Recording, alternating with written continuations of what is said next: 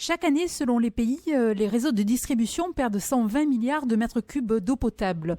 Mais l'entreprise française Aqua Robotics, qui a conçu le premier robot autonome évoluant au cœur des réseaux d'eau potable, compte bien y remédier. Mathieu Debeil, responsable business développement chez Aqua Robotics, est avec nous pour en parler. Bonjour Mathieu. Bonjour Magali. Comme pour beaucoup d'innovations, la conception du Clean Water Pathfinder, le premier robot autonome, est liée à une expérience personnelle de deux entrepreneurs. Oui, en effet, Monsieur Jean-François Rossi et Monsieur Jean-François Guiderdoni. Donc l'idée est née sur les hauteurs de Bastia en 2017. Le fondateur, Monsieur Rossi, à la suite d'un constat. Vous savez, il a travaillé pendant plusieurs années dans le développement de logiciels informatiques pour des entreprises dans le domaine de l'eau usée. Et il a remarqué que des réglementations sur la cartographie des réseaux d'eau potable n'étaient pas réellement appliquées. Et il a creusé le sujet, il s'est rendu compte que c'était un manque de technologie sur le marché pour pouvoir atteindre ces objectifs de cartographie. Et vous savez, l'eau est une ressource vitale et de plus en plus rare, surtout en région du Sud. Donc ce sujet l'a beaucoup touché et il a décidé de se lancer dans la réalisation de ce problème. Lui, en tant que directeur technique, est portant l'idée, et puis accompagné de M. Guiderdoni, qui est plus dans le lancement et le développement commercial. En tout cas, ce robot est une réussite fulgurante puisque vous avez même présenté le concept au président de la République qui a obtenu 3 Innovation Awards au CES de Las Vegas.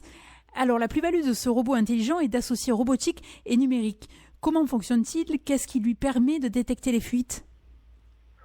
Oui, alors c'est un peu comme un transporteur de capteurs. Vous collectez de la donnée à l'intérieur des canalisations d'eau potable.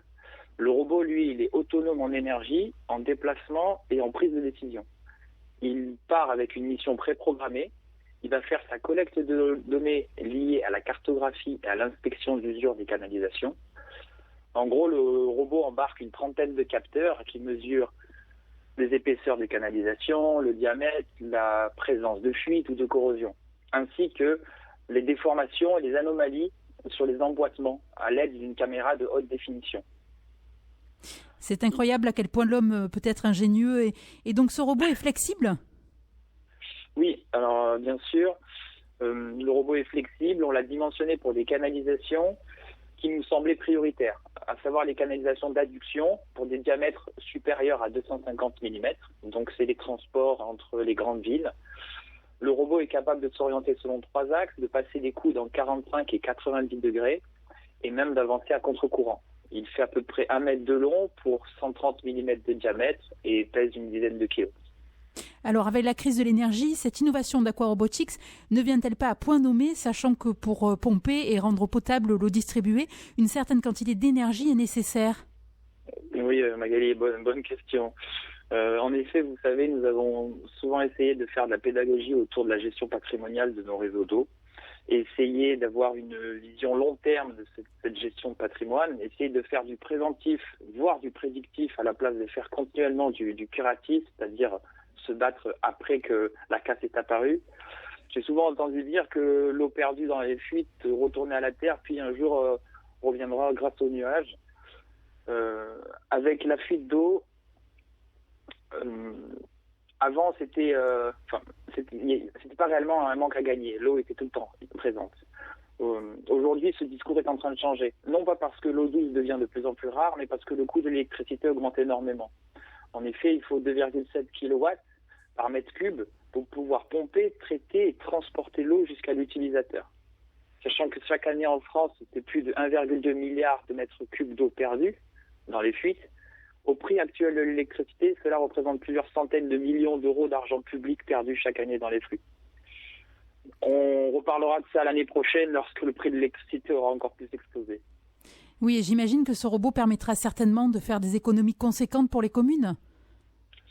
Oui, au-delà des économies que nous pourrions faire sur l'électricité et le manque à gagner de vente d'eau en période de sécheresse, en faisant passer notre robot dans les canalisations, dans le but de réaliser des diagnostics, on va pouvoir collecter de la donnée précise qui va permettre aux opérateurs de service des eaux de décider où et quand il est pertinent de rénover leur canalisation. Il existe encore beaucoup de canalisations qui sont rénovées alors qu'elles sont saines, et cela est un manque à gagner d'un point de vue lissage du budget. Par exemple, vous identifiez une fuite sur un tronçon de 2 km. Vous ne savez pas réellement où se situe cette fuite. Donc, à la place de rénover ces 2 km, on fait passer notre robot qui va identifier avec précision où se situe la fuite. Et lorsqu'on sait qu'une canalisation coûte entre 300 000 et 400 000 euros du kilomètre, imaginez l'économie colossale que c'est lorsqu'on identifie exactement où se situe la fuite et non la rénovation entière de ces 2 kilomètres. C'est tout à fait compréhensible. Alors, dans d'autres régions où l'eau est riche en calcaire, les robots ne sont-ils pas plus facilement dégradés ? Pas forcément. Vous savez, en France, nous avons différents types d'eau, de l'eau douce, de l'eau acide, de l'eau calcaire ou de l'eau rouge. Notre robot, il est étanche, avec des joints solides et sur mesure pour pouvoir assurer nos applications. Le robot, à ce jour, il ne reste pas indéfiniment dans les canalisations. Donc, entre chaque mission, nous le nettoyons, nous l'entretenons, nous le remettons en neuf. Bien sûr, cela engendre de la maintenance matérielle et informatique. Donc, c'est nécessaire d'assurer une maintenance sur un produit, notamment face à la gestion de l'eau. L'eau, vous savez, il faut respecter la qualité de l'eau pour l'utilisateur. Donc, on se doit d'assurer une maintenance optimale sur notre robot. Bien sûr, l'eau, c'est l'enjeu du futur. Alors, dans quel délai peut-on espérer voir ce robot proposé sur le marché en France, à l'étranger et à Marseille, évidemment ? Oui, bien sûr. Sur l'année 2023, nous avons prévu de réaliser plusieurs projets pilotes. Certains sont signés avec des partenaires comme la Société du Canal de Provence ou même Suez. L'idée est de mener à mal notre robot et de lui faire expérimenter différentes eaux, comme vous avez pu le dire auparavant, mais aussi différents parcours, en plus des tests que nous réalisons sur nos bons essais à Bastia. Donc, avec plusieurs projets prototypes prévus en France, nous espérons en faire aussi à l'international pour envisager une commercialisation fin 2023, début 2024. Eh bien, c'est tout ce que l'on souhaite au sujet d'une innovation d'utilité publique. Quelle est votre vision future du marché ? Alors, dans un avenir lointain, on va dire, nous envisageons que le robot soit en continu dans les canalisations, avec la mise en place de stations-service de recharge énergétique ou des stations de transfert de données. Le robot pourrait collecter en continu la donnée et permettre une gestion instantanée de la ressource d'eau potable au prorata de l'offre et de la demande, ainsi que des profils climatiques et financiers. Vous savez, notre patrimoine, notre réseau français représente à peu près 150 milliards d'euros. Donc, nous devons en assurer sa gestion pertinente et sa pérennité à long terme.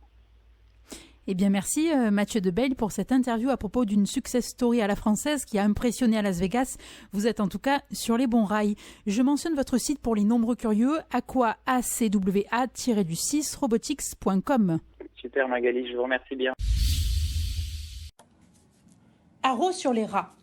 Marseille et Paris feraient partie d'un classement peu reluisant sur les 10 villes au monde les plus infestées par ces rongeurs. Mais la conseillère municipale Aïcha Gedjali est porteuse d'une bonne nouvelle, puisque le furet serait efficace dans la dératisation. Bonjour madame. Bonjour. Depuis peu, la municipalité utilise ce petit animal pour lutter contre la prolifération des rats à Marseille.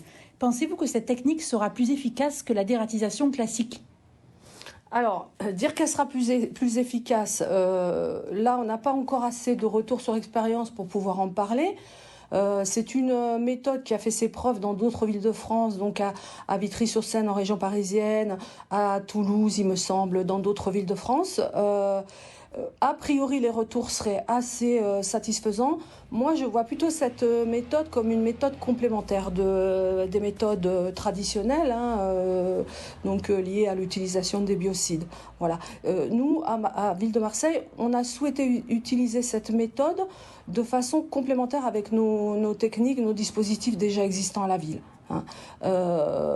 Complémentaire, pourquoi ? Parce que dans nos bâtiments municipaux, les crèches, les écoles, qui sont bien sûr notre priorité d'intervention, on a un protocole de traitement qui est assez efficace. Le gros souci qu'on a, c'est les environnements des bâtiments et les parquets jardins, les traitements en extérieur.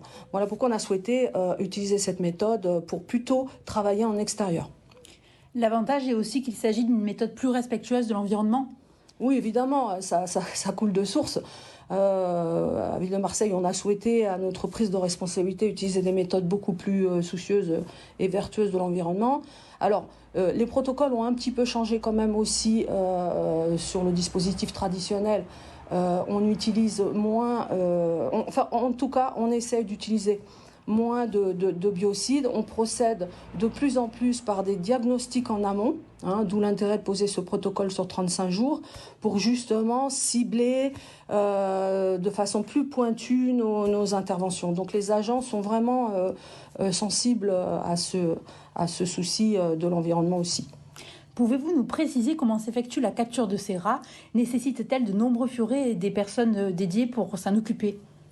Alors oui, évidemment, on a signé avec un marché avec l'éleveur Alexandre Rénal qui est situé dans le Gers. Bien sûr que c'est encadré, j'ai entendu tout et n'importe quoi sur les interventions des furets. Et à l'issue donc de cette phase de diagnostic qui s'est passée en novembre, on a arbitré sur 4 sites sur lesquels il avait vu un grand nombre, une grande population de rats. Et c'est ces 4-là sur lesquels il est intervenu de façon opérationnelle en décembre. Voilà. Et que deviennent les rats capturés? Sont-ils euthanasiés? Alors voilà, ce que je voulais apporter comme précision, donc, Alexandre a un cheptel de 21 furets. Les furets dorment 18 heures par jour. Donc, ils ont besoin de se reposer. Il ne peut pas tous les emmener en intervention. Il part sur chaque intervention avec 6 furets. Il les envoie par équipe de 2, si on peut dire. Il fonctionne par binôme. Donc, sur le site en lui-même, il va clôturer par des filets, évidemment, c'est bien sécurisé le périmètre à traiter. Il va envoyer les furets dans un terrier, dans un trou de terrier, on va dire A. Les furets effrayés par les rats vont fuir par l'autre extrémité et là, ils sont capturés. Donc, la question que vous me posez, c'est qu'est-ce qu'on fait des furets? En règle générale, Alexandre, quand même soucieux du bien-être et de ses furets, mais aussi des animaux qu'il va capturer, ils sont euthanasiés de façon douce avec du CO2. Là, ce qui s'est passé sur cette intervention, c'est que on a été contacté par l'école vétérinaire de Lyon qui a souhaité récupérer tous les individus vivants capturés pour la recherche épidémiologique. Les rats se reproduisent très rapidement. Sur les 1,5 million évalués à Marseille, quelle proportion peut-on espérer éradiquer avec cette nouvelle technique? Écoutez, c'est ce que je vous disais tout à l'heure. Là, Alexandre est intervenu tout juste. En fait, c'est un dispositif expérimental, si vous voulez. Donc, s'il est efficient, bien sûr qu'on le pérennisera et on montera en puissance dans les prochaines années. Là, on n'a pas encore le retour sur l'expérience. On a capturé, alors je ne pourrais même pas vous dire combien, parce qu'on doit voir Alexandre bientôt, qui évidemment n'est pas que sur Marseille, il intervient sur toute la France. Il est en train de travailler sur le retour des diagnostics. Ce qui est intéressant pour nous à la ville, c'est pas tant de capturer un nombre, bien sûr, c'est de capturer un maximum de rats, mais c'est aussi le retour des diagnostics. C'est-à-dire que ce que va nous donner Alexandre, ce sont des informations sur où nichent les rats, quel est le parcours qu'ils empruntent, d'où ils viennent, etc., où ils s'alimentent, etc. Donc sur les 15 qu'il a diagnostiqués, il va nous rendre ce retour-là et ça va être très précieux pour nos équipes. Et bien sûr un travail qui sera fait en collaboration avec le prestataire de la métropole qui est la CERAM.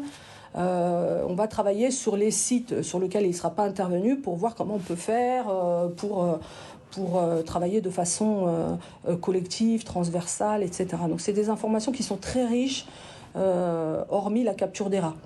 Oui, et donc l'objectif est de réguler la population, non pas d'exterminer les rats. Évidemment, ça je le répète à volonté, c'est pas d'exterminer les rats.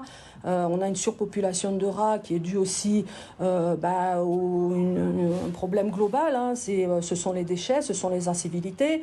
Sur certains, justement, lors du diagnostic, sur certains sites, on a vu que des gens nourrissent les rats aussi. Dans les parcs. Donc la ville de Marseille fait ce qu'elle peut. Les agents sont sur le front H24. Moi, je peux en en témoigner puisque je travaille de façon étroite avec eux. Après voilà, faut que tout le monde prenne aussi ses responsabilités, citoyens, collectivités, etc., pour qu'on puisse arriver au bout de cette surpopulation de rats. Il y a aussi le problème des travaux, il y a beaucoup de travaux à Marseille aussi, donc les rats sont chassés de leur habitat naturel. Donc voilà, le but c'est qu'ils restent dans leur habitat naturel qui sont les égouts et dans lequel ils ont une utilité, ils nettoient les égouts. Il faut savoir que s'il n'y avait pas de rats dans les égouts, ça serait vraiment problématique aussi. J'ajouterais aussi qu'en l'absence d'un plan de propreté urbaine rigoureux et pérenne, les rats continueront à proliférer. Alors là, moi, je ne vais pas taper sur la tête des uns et des autres. Moi, je pense que c'est une responsabilité collective. On doit tous prendre nos responsabilités, la métropole, la ville, l'État, pour que, on l'a vu sur les états généraux du logement, le fait de travailler tous ensemble et de voilà, c'est ça qui fait que la ville va avancer. Merci beaucoup Aïcha Guedjali pour cette interview dont le sujet préoccupe de nombreux Marseillais. De rien, merci beaucoup à vous d'être passé nous voir.